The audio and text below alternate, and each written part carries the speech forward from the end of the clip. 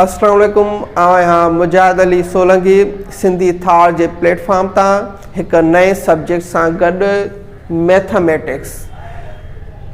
Mathematics असां अॼु discuss कंदासीं PST JST ECT जे प्रिपरेशन जे हवाले सां।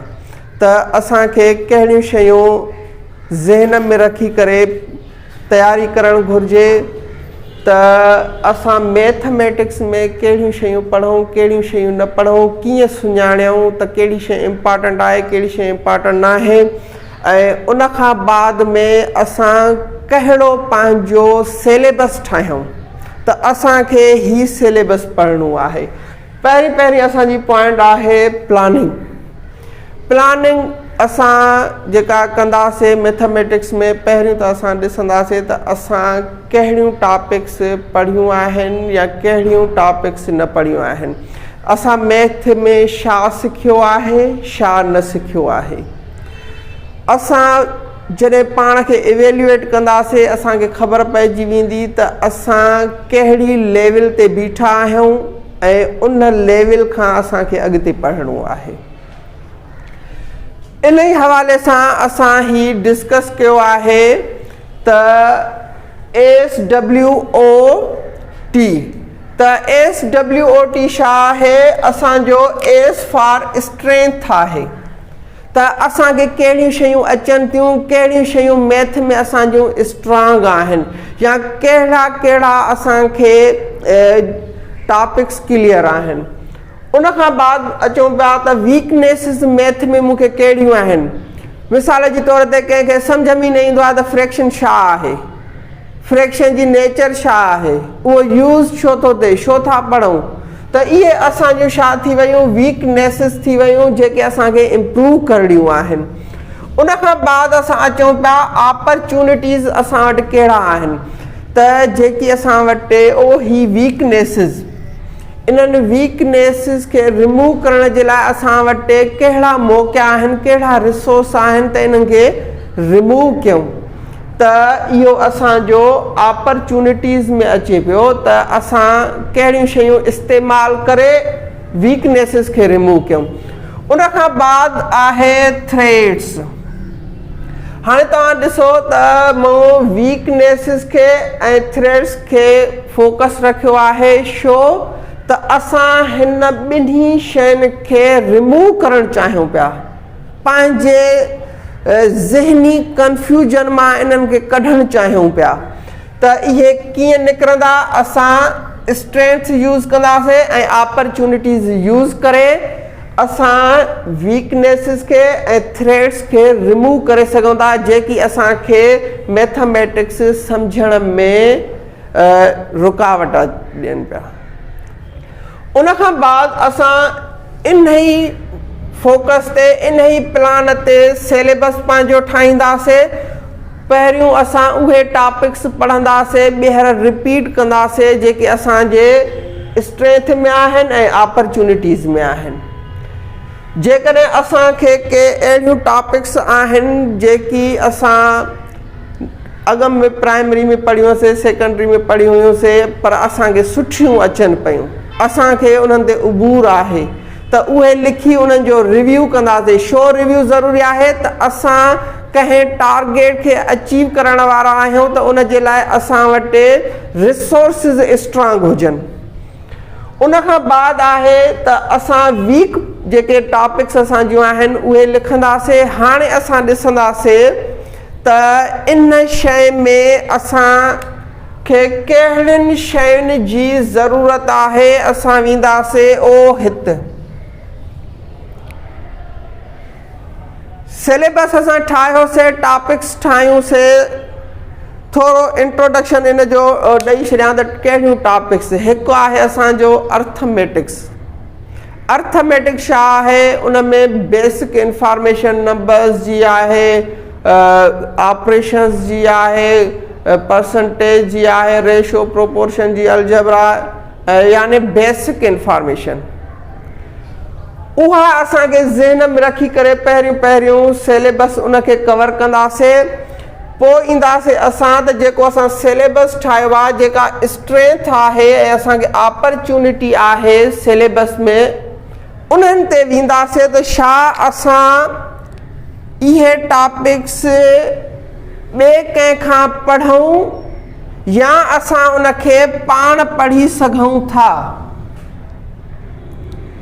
या वरी मां ॿीहर ॻाल्हि रिपीट पियो कयां त जेके असांजूं स्ट्रेंथ टॉपिक्स आहिनि त उहे त असांखे अची वियूं।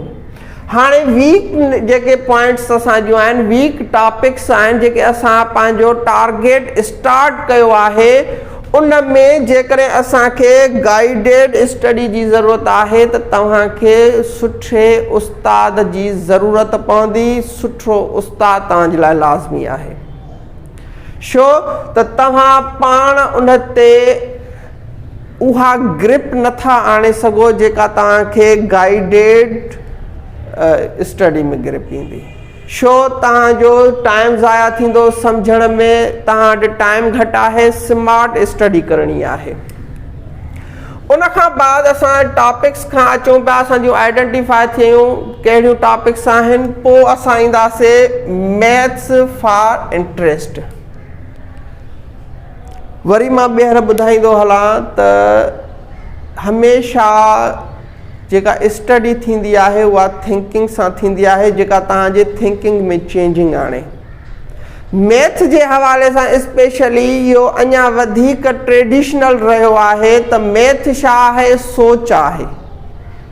टॉपिक तव्हांखे अचे थी नथी अचे उहो हिकिड़ो ॿियो एस्पेक्ट आहे, पर तव्हां उन टॉपिक ते केतिरो सोचे सघो था, इहा तव्हांजी स्ट्रेंथ में काउंट आहे। तव्हांखे डिफरेंट सोचणो आहे, तव्हांखे पंहिंजे ज़िंदगी में सोचणो आहे त परसेंटेज तव्हांखे कहिड़े कमु अचे पई, तव्हां कीअं उनखे पंहिंजी डेली लाइफ में इस्तेमालु कयो पिया, तव्हांजे पंहिंजे घर में कीअं इस्तेमालु थिए पई, या उन जो कहिड़ी कहिड़ी फील्ड सां वास्तो आहे। मिसाल जे तौर ते बिज़नेस में उन जो छा इस्तेमालु आहे, असांजे घर में कहिड़ो इस्तेमालु आहे, उन खां बाद में असांजे ज़िंदगीअ ते इन जो असरु कहिड़ो थो पवे।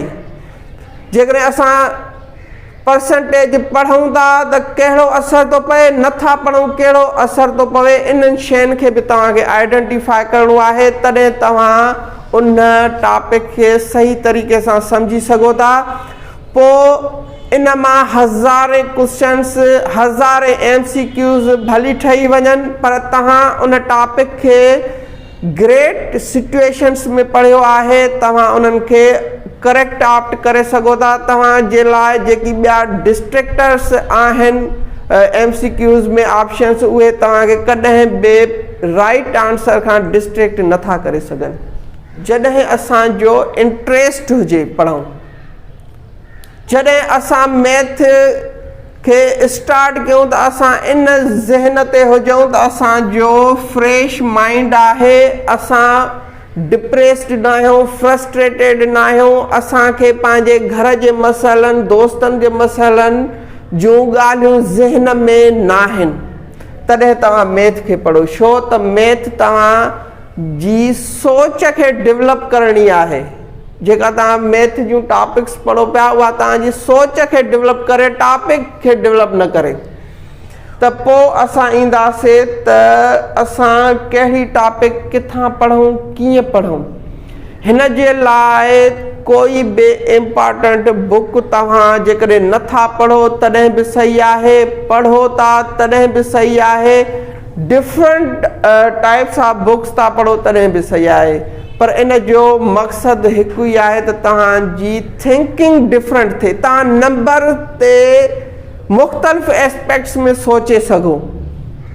हिन जे लाइ कंहिं स्टैंडर्ड बुक जी ज़रूरत न आहे। तव्हां कहिड़ो बि बुक हुजे पढ़ो, नोट्स सिर्फ़ु तव्हां वटि मुयसरु आहिनि त सिर्फ़ु नोट्स ई पढ़ो। जेकॾहिं को बुक आहे त उहो ई तव्हां बुक पढ़ो। छो मेन मक़सदु असांजो आहे त असां जेका टॉपिक पढ़ूं पिया उहा टॉपिक छा हुजे, सोच ते डिपेंड हुजे।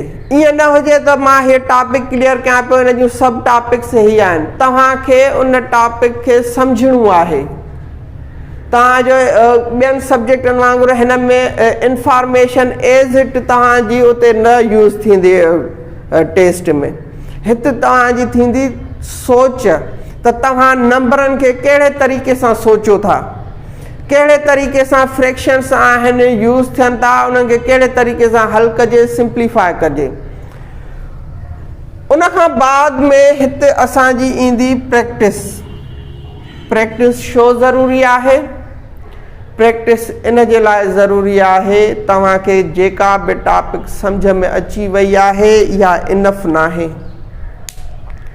जेको कुझु तव्हां पढ़ियो आहे तव्हांखे सम्झ में बि अची वियो आहे, कंप्रीहेंड बि थी वियो आहे, इन जी का बि ज़रूरत टेस्ट में फर्स्ट प्रायोरिटी ते नाहे, सेकंड प्रायोरिटी ते आहे। छो? तव्हां वटि टाइम इफिशिएंसी जो जेको आहे वधीक यूज़ेज आहे।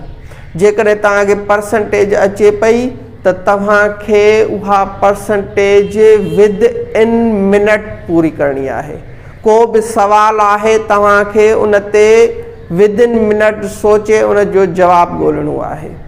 त प्रैक्टिस छा कंदी तव्हांखे? प्रैक्टिस तव्हांखे इफिशिएंट बणाईंदी।